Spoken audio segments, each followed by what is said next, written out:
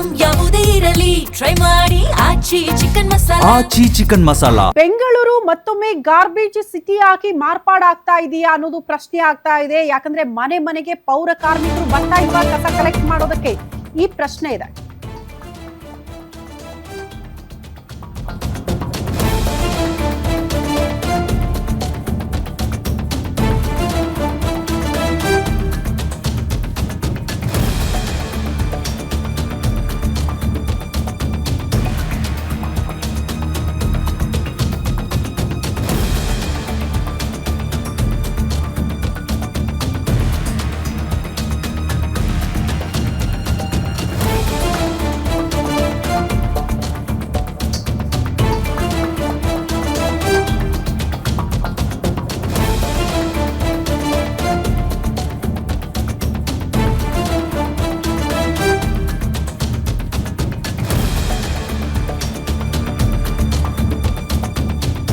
ಬೆಂಗಳೂರು ಮತ್ತೆ garbage city ಆಗ್ತಾ ಇದೆಯಾ? ಮನೆ ಕಸ ಸಂಗ್ರಹಕ್ಕೆ ಬರ್ತಾ ಇಲ್ವಾ ಪೌರ ಕಾರ್ಮಿಕರು? ನಗರದಲ್ಲಿ ಮತ್ತೆ ಕಸದ ಸಮಸ್ಯೆ ಸೃಷ್ಟಿ ಆಗೇ ಬಿಡುತ್ತಾ ಅನ್ನೋದು ಆತಂಕ ಎದುರಾಗ್ತಾ ಇದೆ. ದಿನದಿಂದ ದಿನಕ್ಕೆ ಹೆಚ್ಚಾಗ್ತಾ ಇದೆ ಕಸ ಸಂಗ್ರಹಣೆಯ ಸಮಸ್ಯೆ. ಪೌರ ಕಾರ್ಮಿಕರು ಕಸ ಎತ್ಕೊಂಡು ಹೋಗ್ತಾ ಇಲ್ಲ. ಜಿಬಿಎ ವ್ಯಾಪ್ತಿಯಲ್ಲಿ 3 ದಿನಗಳಿಂದ ಕಸ ನಿರ್ವಹಣೆನೇ ಆಗಿಲ್ವಂತೆ. ಮನೆ ಕಸ ಸಂಗ್ರಹಕ್ಕೂ ಕೂಡ ಕೆಲವೊಂದು ಕಡೆ ಪೌರ ಕಾರ್ಮಿಕರು ಬಂದಿಲ್ಲ, ಕಲೆಕ್ಟ್ ಮಾಡ್ತಾ ಇಲ್ಲ ಅಂತ ಸಾರ್ವಜನಿಕರು ಕೂಡ ಆತಂಕ ವ್ಯಕ್ತಪಡಿಸಿದ್ದಾರೆ. ಹಾಗಾಗಿ ಬಹುತೇಕ ಕಡೆ ಈ ಕಸ ಸಂಗ್ರಹದ ವಿಚಾರಕ್ಕೆ ಸಂಬಂಧಪಟ್ಟಂತೆ ಪ್ರಶ್ನೆಗಳಿದೆ. ನಮ್ಮ ಕೈಯಲ್ಲಿ ನಮ್ಮ ಚಾಲಕರು ಸಹಾಯಕರ ಕೈಯಲ್ಲಿ ಸೆಗ್ರಿಗೇಷನ್ ಮಾಡಿಸ್ತಾ ಇರೋದು. ಈ ಸೆಗ್ರಿಗೇಷನು ಪ್ರಥಮ ಹಂತದಲ್ಲೇ ಸಾರ್ವಜನಿಕರು ಮಾಡಿ ಕೊಡಬೇಕು. ಹಸಿ ಕಸ, ಒಣ ಕಸ ಮತ್ತು ಅಲ್ಲಿಂದ ಅವ್ರಿಗೂ ಬೇರ್ಪಡಿಸಿ ಕೊಡೋವಂಥ ಕಸನ ನಾವು ತಗೊಂಡು ಕಸ ಸಂಗ್ರಹಣೆ ಮಾಡಿಕೊಂಡು ವಿಲೇವಾರಿ ಸ್ಥಳಕ್ಕೆ ನಾವು ತಗೊಂಡೋಗಿ ವಿಲೇವಾರಿ ಮಾಡಬೇಕು. ನಮ್ಮ ಕೆಲಸ ಇಷ್ಟೇ.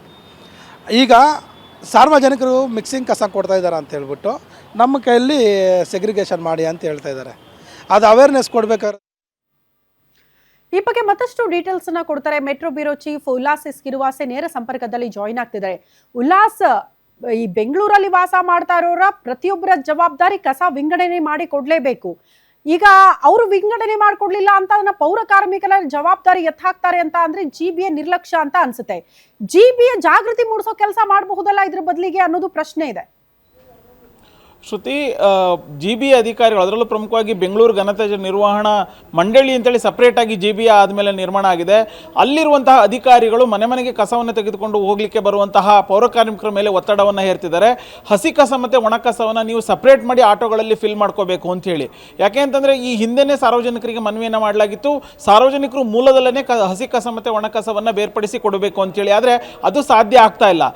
ಕಾರಣವಾಗಿ ಲ್ಯಾಂಡ್ಫಿಲ್ಗೆ ಹೋಗ್ತಾ ಇರುವಂಥ ಕಸದ ಪ್ರಮಾಣ ಕೂಡ ಹೆಚ್ಚಾಗ್ತದೆ. ಇದು ಕಡಿಮೆ ಮಾಡಬೇಕು ಅನ್ನುವಂಥ ನಿಟ್ಟಿನಲ್ಲಿ ಇದೀಗ ಮನೆ ಮನೆಗೆ ಕಸ ಆಟೋ ಟಿಪ್ಪರಲ್ಲಿ ಬರುವಂತಹ ಸಿಬ್ಬಂದಿ ಏನಿದ್ದಾರೆ ಅವ್ರ ಮೇಲೆ ಪ್ರೆಷರ್ ಹಾಕುವಂಥ ಕೆಲಸವನ್ನು ಗುತ್ತಿಗೆದಾರರು ಮಾಡ್ತಿದ್ದಾರೆ.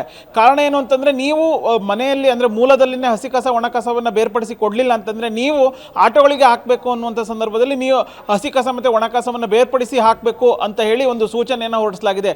ಇದು ಸರಿಯಲ್ಲ. ಯಾಕೆಂತಂದರೆ ನಾವು ಜಸ್ಟ್ ಮನೆಯಿಂದ ಒಂದು ಡಂಪಿಂಗ್ ಯಾರ್ಡ್ಗೆ ಕಸವನ್ನು ತೆಗೆದು ಅಂದರೆ ಟಿಪ್ಪರ್ ಏನಿರುತ್ತೆ ಟಿಪ್ಪರ್ಗೆ ಕಸವನ್ನು ಕೊಡೋದಷ್ಟೇ ನಮ್ಮ ಕೆಲಸ. ಹಸಿ ಕಸ ಮತ್ತು ಒಣ ಕಸವನ್ನು ಬೇರ್ಪಡಿಸೋದು ನಮ್ಮ ಕೆಲಸ ಅಲ್ಲ.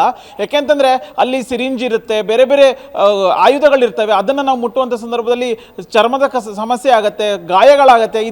ಇದಾದರೂ ಕೂಡ ಆರೋಗ್ಯದ ಸಮಸ್ಯೆ ಕೂಡ ಕಾಡುತ್ತೆ. ಆದರೆ ಇದನ್ನು ನಮಗೆ ಆರೋಗ್ಯವನ್ನು ಕಾಪಾಡುವಂಥ ನಿಟ್ಟಿನಲ್ಲಿ ಯಾವುದೇ ರೀತಿಯಾದಂಥ ಸೌಲಭ್ಯಗಳನ್ನು ಕೊಡೋದಿಲ್ಲ. ಹೀಗಾಗಿ ನಾವು ಯಾಕೆ ಹಸಿ ಕಸ ಮತ್ತು ಒಣ ಕಸವನ್ನು ಬೇರ್ಪಡಿಸಬೇಕು ಅನ್ನುವಂಥ ಒಂದು ಮಾತನ್ನು ಹೇಳೋದ್ರ ಮೂಲಕ ಕಳೆದ 3 ದಿನಗಳಿಂದ ಜಿಬಿಎ ವ್ಯಾಪ್ತಿಯಲ್ಲಿ ಬಹುತೇಕ ಅಂದರೆ 60% ಕಸವನ್ನು ವಿಲೇವಾರಿ ಮಾಡುವಂಥ ಕೆಲಸ ಮಾಡ್ತಾ ಇಲ್ಲ.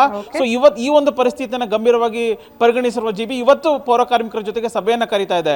ಶ್ರುತಿ. ಓಕೆ ಉಲ್ಲಾಸ್, ಧನ್ಯವಾದಗಳು ತಮ್ಮೆಲ್ಲ ಮಾಹಿತಿಗೆ.